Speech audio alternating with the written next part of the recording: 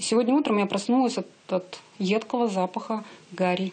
Далеко не замечательный сосед живет за стенкой у Марины в пятиэтажном доме на Измайловском бульваре. На некоторых жильцов он наводит ужас. Почти всех жителей раз в неделю выкуривает из своих квартир. Разжигает самодельный камин у себя дома на первом этаже. Я проживаю на 5-м этаже, до нас вытяжка тоже доходит. Соответственно, на кухне, в ванной и в туалете дышать абсолютно нечем. В основном он такой агрессивный. Несколько раз нападал на нас, на моих друзей, на моего отца даже. Ломал ему палец дубиной самодельный. Вот. А на нас он нападал года 3, наверное, назад. Нападал с холодным оружием, с топором. Топор такой, прилично большой топор, не обычно, а вот такой вот здоровый топор. Сегодня был сильный запах. Я не могла зайти ни в ванну, ни в туалет. То есть это ненормально. Это уже повторяется очень много раз. Помимо этого он постоянно кормит голубей, постоянно кидает хлеб. При этом образуется бардак перед дверью. Постоянно ломает домофон. На дверях дебошира вывеска «Член Международной ассоциации архитекторов Сергей Астахов». И выглядит жилец вполне дружелюбно. Заходите, чайку попьем.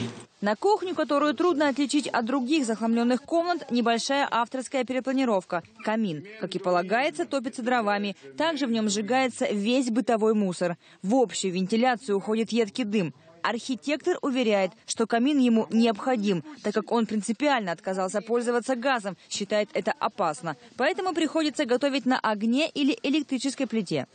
И не надо снимать, его пробовать надо. Спасибо, я даже воздержусь.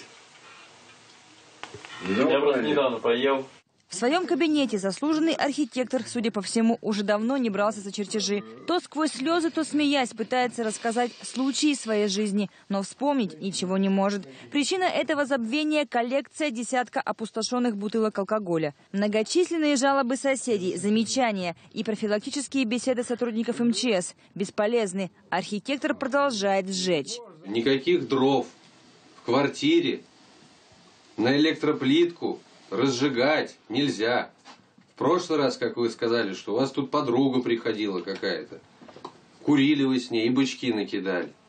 Обманули. Включайте только голову. Я искренне, по-человечески прошу. Вообще потрясающие люди.